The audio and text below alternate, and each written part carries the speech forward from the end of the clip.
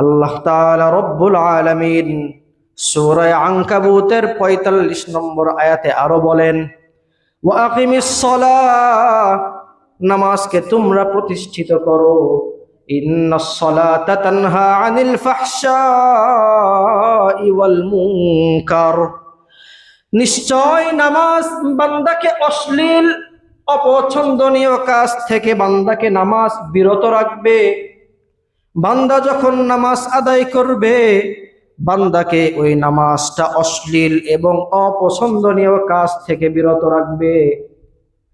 খেয়াল করে দেখেন, একদিনের মধ্যে 5 ওয়াক্ত নামাজ, এই 5 ওয়াক্ত নামাজ পড়তে সর্বমোট সময় যদি লাগে 1 ঘন্টা, এই 1 ঘন্টার মধ্যে ওই বান্দার দ্বারা কি কোনো অশ্লীল এবং খারাপ কাজ হতে পারে কিনা?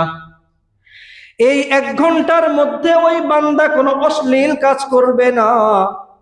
এই 1 ঘন্টার মধ্যে ওই বান্দা কোনো অপছন্দনীয় কাজ করবে না।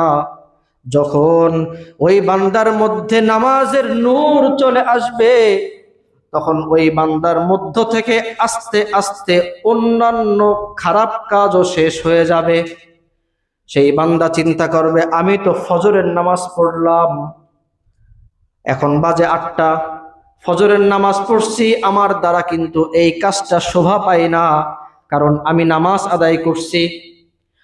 জোহরের পরে বান্দা চিন্তা করবে, আমি তো জোহরের নামাজ পড়লাম, আমার দ্বারা কিন্তু এমন খারাপ কাজ শোভা পায় না, থাক আমি এই কাজটা করব না, আমার কিন্তু আল্লাহ তাআলার দরবারে হিসাব দিতে হবে।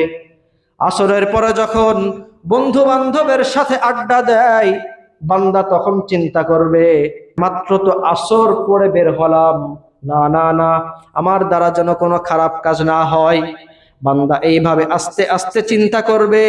আল্লাহ তাআলা বলেন, বান্দা যখন নামাজ আদায় করা শুরু করবে, ওই নামাজটা বান্দার মধ্য থেকে সমস্ত খারাপ কাজকে দূর করে দিবে।